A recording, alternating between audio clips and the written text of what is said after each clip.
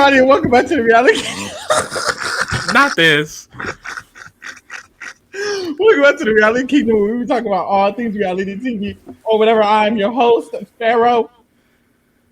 I'm your host, Pharaoh, and I'm here with our wonderful co-host, Lee. Lee, how you doing?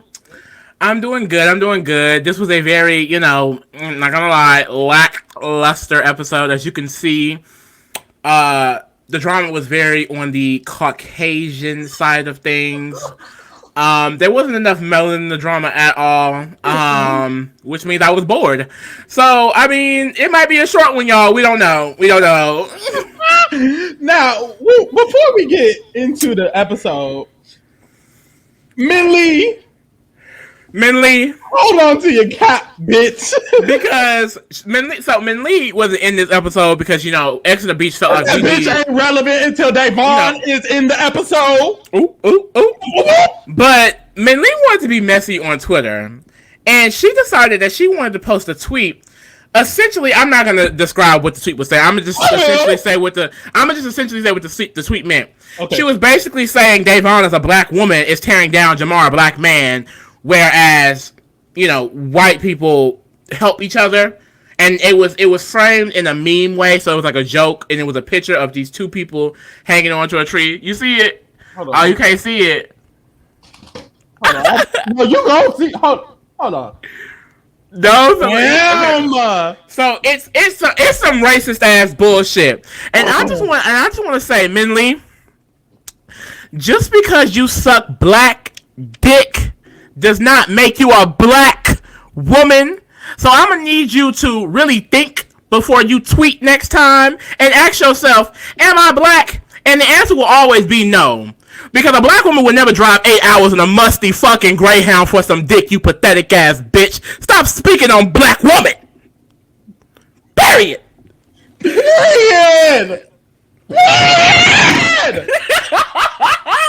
And that's all the time we will spend on that dusty bitch until Greyhound pussy bitch. Say it again, girl. Okay. Bitch. Hey, I got out my character. We are so sorry. That's it. Let's rewind. Okay. All right. Let's get into this episode. So, as you see, there's not a lot of color on. This is not CBS, so the 50% rule is not in effect. Well, actually, no, because Daren is Italian. She's just white with a little flavor. Ricky and Kira and Reese. That's half. That's by POC. By POC, they definitely are getting on the lighter side. Mm-hmm. But it is definitely given the one drop rule. They definitely all passed the brown paper bag test. Mm-hmm. This is definitely the less color we've seen on our podcast in a while. In a minute, girl. But hey, we deal with it. We got through the episode, and you know what? It wasn't that bad of an episode. It was just very white.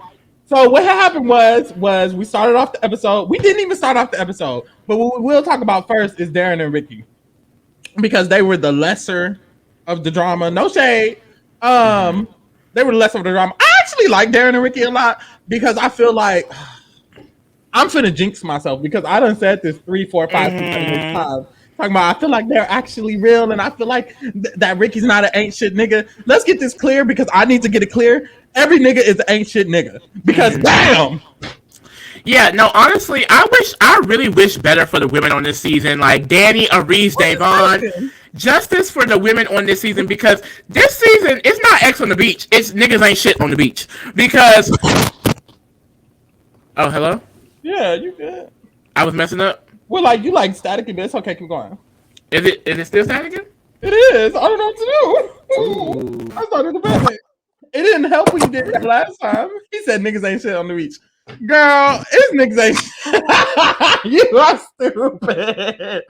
It's niggas ain't shit on the beach for real. Because every time I think there's somebody a man who can do right, he does left. And I don't like that. Mm-hmm. Is it better now? No, keep going though. It's okay. We'll live. Oh no. I don't know why it does that. It always does that. Why he leave? He gonna come back and still not gonna be working, y'all. Child, so baby, it's always ancient niggas every day because I'm literally thinking, oh my god, well maybe Ray is actually gonna be one of the niggas who are shit. Ray is not shit. Maybe David is gonna be one of the niggas who are shit. He's not shit. I'm thinking maybe. Hold on, let me add this boy. I'm thinking Technical difficulties, child. yeah, you back though. Brr. Anyways, I'm just telling them I feel like niggas will be shit and then they're not shit. So when it comes to Ricky, I'm going to hold no breath waiting for him to fuck up because I'm just gonna automatically assume he's gonna fuck up. But as of now, Daren and Ricky are good because Ricky is doing good. But doing good for a man only lasts so long. God damn. Well, I mean, I feel like at least he's like done steps to try to, actually be with her. Like as we can see in this episode, he made food for her. He took her like on a little mini date in the house. He got some poom poom. Like it was a good little day for them. Like I think, like at least, like I said, at least he's trying. Like the other people, it's not even given. It's trying. Like as you can see. They move around. I ain't gonna poop poop. Okay. Is it? Are we good now? He's good. Girl, the other girls don't even be trying. At least Ricky tries. Now, me personally, if Ricky would have tried with me, would I just gave him that poom poom after the spaghetti? First of all, it's just spaghetti. Like he didn't give you no shade. I'm sorry. It's like I want to judge, but at the same time, he had to cook for me. I would have gave it to him already. Like he definitely would have had the pussy. Like as soon as the last episode when he was grinding on me, he could have got the pussy right there in front of everybody. I don't care. Like don't do that. In front of everybody. In front of everybody. Ricky.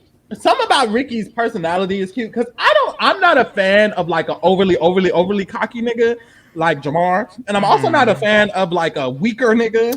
Like he seems like a very humble guy. Like he definitely seems very like, I'm sure of myself. Like I'm here for one thing. Like he's not here for the stunts and shows. Like it was like he's here for Daren. Like and that's cute. I like that role for now because like I said, the theme of this season is niggas ain't shit. Justice for the women, please. Justice for the women. Please, justice for the women. My thing is, hold on, give me Daren. You are very beautiful, love you, but just hold on for a second. Ricky, hit me up. Like, I'm not saying I'm desperate, and I'm not saying you're a desperation act, but I feel like we on each other league. You don't have to pay him. I mean, MTV give him a chance. I will definitely do that. Mm-hmm. One thing about me is I'll pay. I'm not gonna lie. I'm on camera. Oh my god. Oh my god. China. Anyways, Daren and Ricky are very good right now. They're having a good time. Basically, this episode, they had a good conversation. Daren was like, "You're doing all the right steps. It looks like you're moving towards the right steps." She did mention she was kind of like, "What you did." They had a conversation, and Daren was like, "What you did in the past was childish, but I do feel like that you can unchildish that," is what she said. So I like that for her. I like that for them. And that was excuse me. And that was basically it. This podcast is so ghetto. It's very urban. It is. So that was basically it for Daren and Ricky. And now we can get into the real fruit, mingle, and tingle and pringle of the episode. Mm-hmm. The non-shit. The meat and potatoes. Who I'm gonna start with? God. Okay, so at the beginning of the episode, Kira enters the Accord. What's it called? The villa. And so Kira enters the villa, and immediately David is like, "Ooh, I know her. I have a crush on you." So basically, David is a stan of Kira from Love Island. Like, it was giving very much fanboy. Like, I've had a crush on her for this many times, and I've been in her DMs. It was giving, like, I literally stalk your every move. I don't know. Like, it felt very much like I'm a fan. It did feel that way. So David is a fan of Kira, and he was essentially saying that in the diary room, he was like, "Well, since I'm a fan of Kira, Dani, who's that?" And it's like, sir, have some dignity. I don't know. Like, have something to you. So basically, he decided that he was finna pursue Kira and just drop Dani. And he immediately decided that he's introducing himself to Kira. He's like, "Oh, I got an ex in the house, but that ex is not really an ex. That ex is more of a, we had some when we was in middle school, high school, elementary school, but now we cool. And that's insane because just last episode he's telling Dani, I love you so much. I really want to rekindle. I want to build something with you. Niggas, it's not shit. And it's crazy because like you would think he was in love with her. Like that's what it felt like. And it just shows that like he can just switch up like that. Like that is terrifying.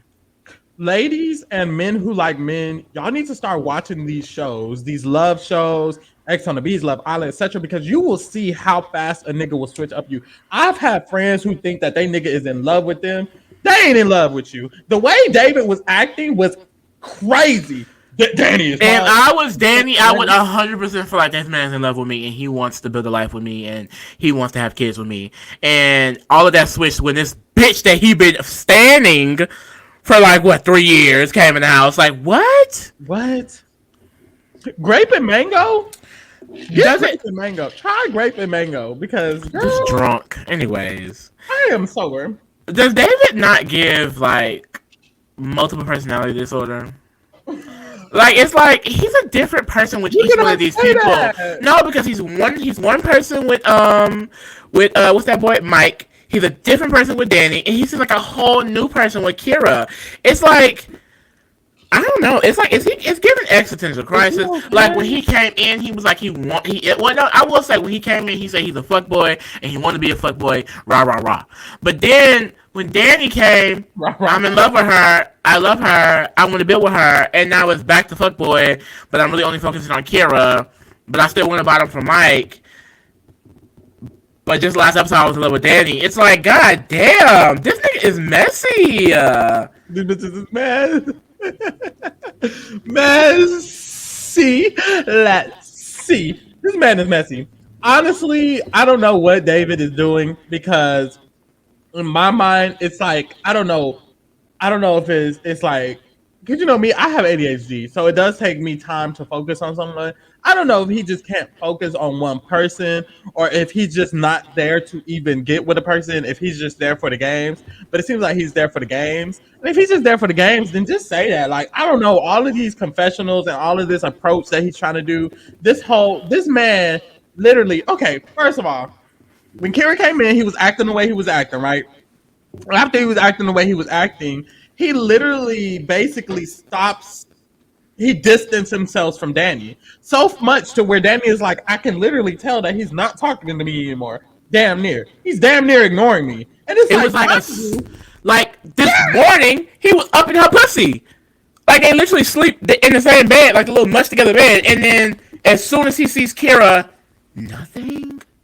Like, my thing is, how do you have the capacity to play with someone like that? That's my thing. Because he basically played in that bitch's face. And if I was Dani, I'm not mentally stable enough for that because I would have tried to kill that man. I'm sorry. It would have been dangerous in the villa that night. I would have lit the villa on fucking fire. Because no way you about to sit up here and tell me how much you want to be with me. Did he say I love you last episode? I don't think so.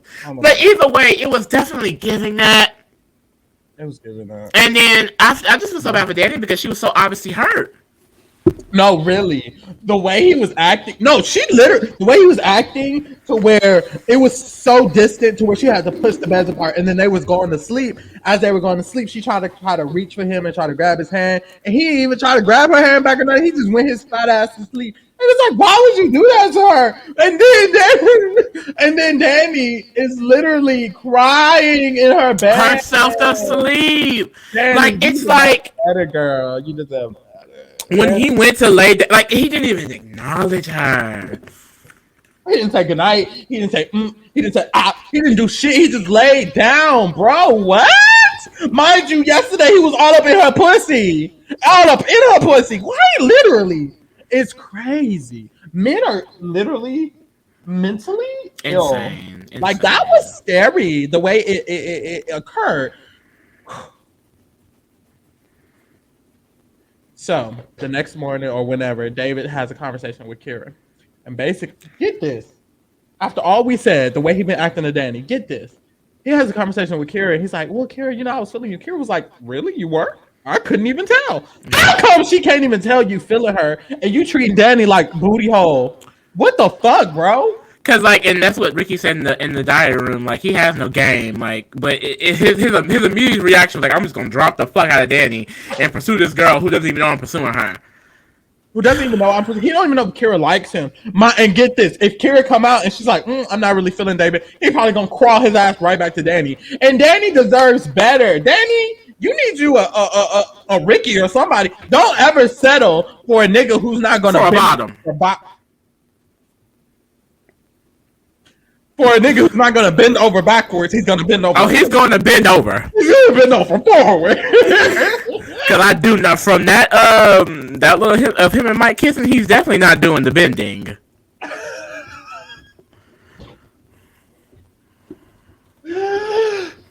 So he's talking to Kira. He's like, Kira, I'm really feeling you. Kira's like, are you on? She was very confused. And literally that was the whole conversation. Next scene. So later on, this is where we kind of got to mix shit together. I guess we can just go to Mike and Reese. Yeah, and then we gotta have to come back to David and Dani because the reaction from shit that happened applies. So,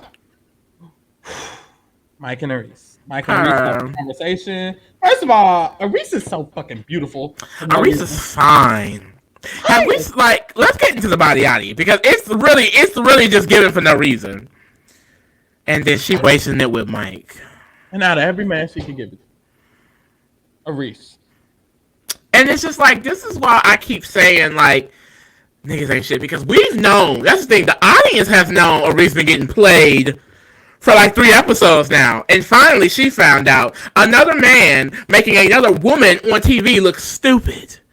It's like it's a sport for these men. Like, who's in the lead? Who's in the lead?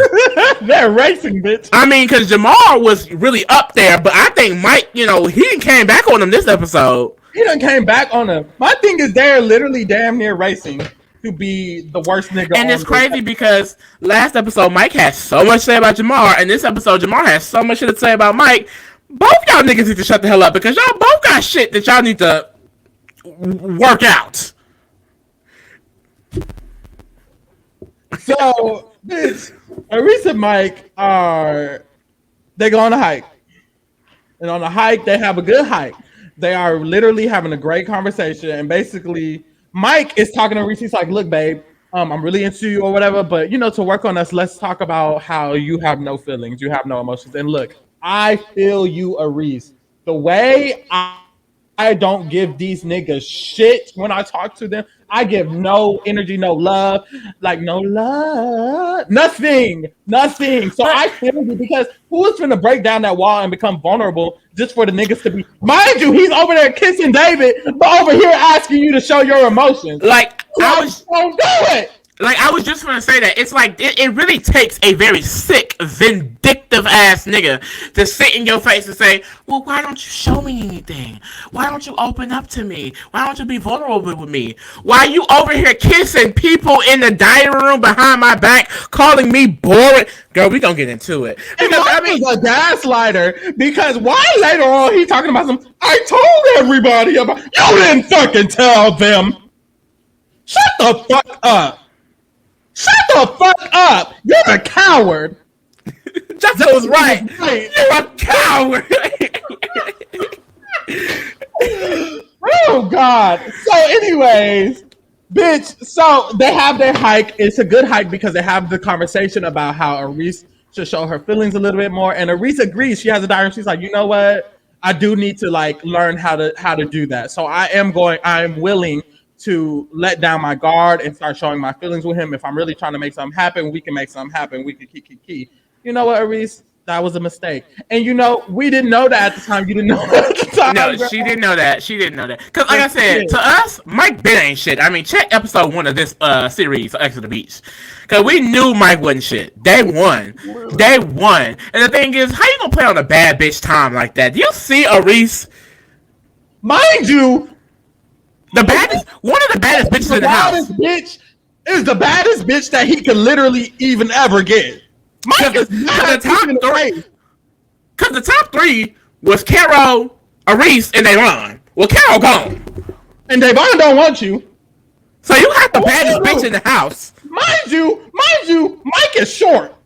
So as a short man, he needs to very much so evaluate his priorities because Arisa is the baddest bitch that Mike could ever get. I wish Aris would just go and have her fun. Like Aris, honestly, clearly David is for everybody. They motherfucking mama. Fuck David. One good time. Like since he want to play in your face, go play in his face. Girl, fuck Ricky. He right there. Shit. He is right there. Shit. Call me. Ray is right there, girl. Call me. I see you're into short men. I am very much so 5'8", 5'9" on a good day.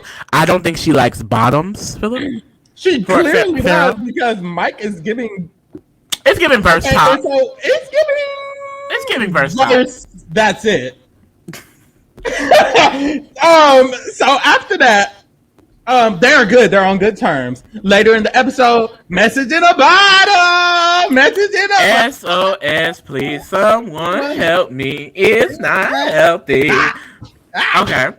So we're back to the Shack of Secrets, and the last time we got the Shack of Secrets, it was real juicy. That's what we found out about Greyhound pussy. But this time, Mike and the Reese get sent to the Shack of Secrets, and the gag is, like I said, we've been seeing Mike playing the Reese face this whole time, so we knew exactly what's gonna get shown in the Shack of Secrets this time. It's not Greyhound pussy. So we knew exactly what the fuck was gonna get shown. So it's a movie night. It's real cute, but Reese literally is like, I know this nigga done did something. Because the Shack of Secrets. Like, you know something's gonna happen. So she's eating her popcorn, watching the TV. So the TV starts off, it's like, it was a great beginning. And so it's showing them having reconciliation, making out, kiki. They're like, so let's get to it. And then it's like, but then transmutation. It was a word in a different language, which meant, and the word meant boredom. And Arisa was like, boredom? And it shows Mike having a conversation with David. And X on the Beach is messy because they really edited it to make it seem like he told David he was bored with Reese and then they or something like that. Mm-hmm. The editing was real. Yeah, they was real messy for that one. Real messy. So Mike and David are having a conversation, and we talked about this. Mike is basically saying, "I'm bored with the Reese," and Reese told me she loved me, and really, I mean, I said it back, and he's basically like, "I'm bored with her, and I'm not in love with her." So but my thing is, in every interaction we see between Mike and Reese, is it not Mike coming to Reese wondering why she does not want him? I am confused. Like, let's really break this down. Every single time, it's Mike going to Reese. Now, unless it's something in the edited version that we're not seeing, you want her. So how you gonna tell David you're bored when you want her? Make that make sense. Right. My thing is, are you just telling David that because you want him, because you want everybody in the villa? Like, what is it? What is it, Mike? I don't know. Because boring. I mean, Arisa's definitely not boring. What'd she say? Transgender black transgender supermodel. Super fucking supermodel. Supermodel. Not a model. Not a model. Supermodel, bitch. Top model. If you see it in that thing, you don't even gotta see it in there because it is her. Period. Her. Anyways, this bitch, Mike, is literally saying, "Oh, he bored with her." But that's not the icing on the cake. Mind you, everybody in the villa is watching this. So Dani and David are watching this, and they're like, and Kira. And David over there shaking in his boots. And he's like, ooh, this is getting nervous. He has a diary room. He's like, I mean, they're showing a lot of stuff. I don't want them to show too much. Because, you ain't shit. Because, first of all, you was already fucking with Mike. And then you saw this fucking with Dani. And then you and now you want Kira. And it's like, choose a fucking woman / man. Like, I don't know. So, girl, it gets to the real nitty gritty. And the real nitty gritty is Mike and David kiss in the kissing booth, and we already talked about this. So it shows Mike and David in the diary room in the confessional, and then boom, they kiss, and they're making out. So Reese is like, "Wow." Mm-hmm. She throws the popcorn at him, real quick, real quick. It was a smooth throw too. I'll give it to you, girl. That was a smooth little toss. So she tossed the popcorn at him, and honestly, she's just waiting to see if there's anything else because she's ready to leave, but she's just watching. And then we find out that's pretty much it, the end. And then she's like, "All right, I'm ready to leave." He's like, "Can I open the door for you?" She's like, "You're gonna have to open the door for me. Like you need to." Like, but then also let's and then let's go back because she asks him too. Basically, do you want to be with David? Like, do you want to fuck David? And he's like, "Well, I want to fuck you more than David." Like, if you weren't here, I would definitely pursue David. And then when she asked him, do you want to fuck David right now? He was like, I want to fuck you more than him. What'd she say? That's not the answer! Because you're basically telling me that you want to fuck him. And that's fine. We could have been had a threesome. The man is fine. We all want to fuck David. Hello? However, I mean, it's just like, why are you saying that in my face? I don't know. Like, it's just like... And get this. If we go back to origin to the relationship, Genesis, Arisa wanted an open relationship. Mike, he did all of this. You wanted it to be open, and I didn't want it to be open. Clearly, you did want it to be open because you're out here fucking David. Because look at this. I mean, it might as well be an open relationship because David got Dani, Kira, Mike. And they all, I mean, this is a whole polyamorous relationship. Might as well be a polyamory. They didn't all kiss each other down there. They didn't, because Mike didn't kiss David. David didn't kiss Dani. David probably gonna kiss Kira. I hope Kira don't give him none. Please, God. David didn't kiss the Reese. It's like everybody didn't kiss each other and swap spit. And swap spit. So literally, they're walking out of the truth booth. They're done. They're good. They're with their grandmother. Not the truth booth.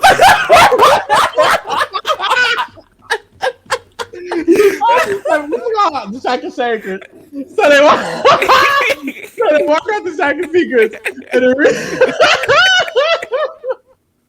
oh my God, dying. Like, Davon, let's talk. No, they're not happy to be a therapist. No, pause. I really hope my bitch Davon got paid this season for being the lawyer and the therapist of the house. Okay, she probably got a good 6 figures for being on this challenge. For this season alone. Because why is she everyone go-to person? And Davon, why are you playing X on the Beach better than you playing Big Brother? I don't understand. You are the most insulated person in the house. If anybody went HOH, you are not going up Davon. Where was this energy in Big Brother, babe? The energy. She got nervous in Big Brother when it's. You know what? It's niggas here. That's you know what? She needed a BIPOC season. Girl, so what happens is Arisa and Davon talking. Basically, Arisa's like, that's not the answer. And Davon was like, that sure wasn't the answer. And Arisa was like, help me move this bed. So they moved the bed. Davon's like, not the bed, child. My thing is, why are the beds so damn small? Wait! I was thinking the same thing. These ain't even prison cell beds. I mean, the bed is this small. Like, they are encouraging sleeping together because you have to put together to be comfortable at all. Mm-hmm. Girl. So they moved the bed.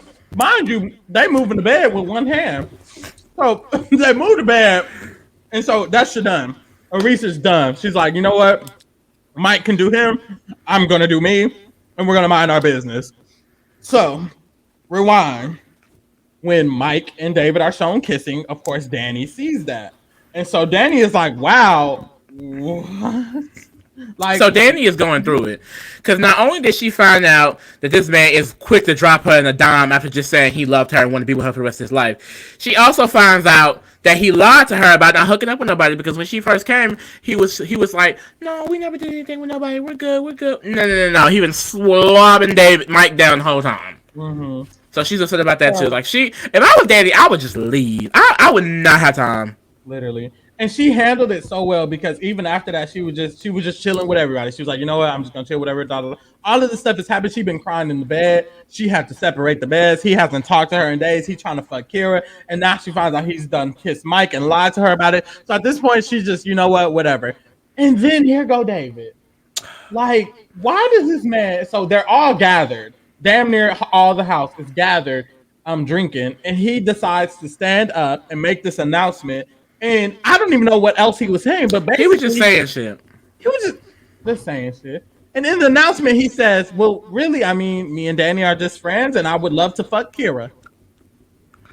For no reason, like no one asked. Unprovoked. No one provoked me. No one needed that answer. Like almost no one wanted it. And Kira was like, "That's news to me." Mind you, Kira is confused the whole episode because she didn't even know that he wanted her. Like what? So he goes out of his way to tell everybody simultaneously before even telling Kira nor Dani that he wants to fuck Kira. And Dani's like, what the fuck is wrong with you? Because you could have at least told me. What the hell? He's insane. Like he's literally insane. So he goes to try to talk to Dani. Him and Dani have a conversation. Dani's basically like, you literally could have at least just told me. Like Dani is being a hell of a good.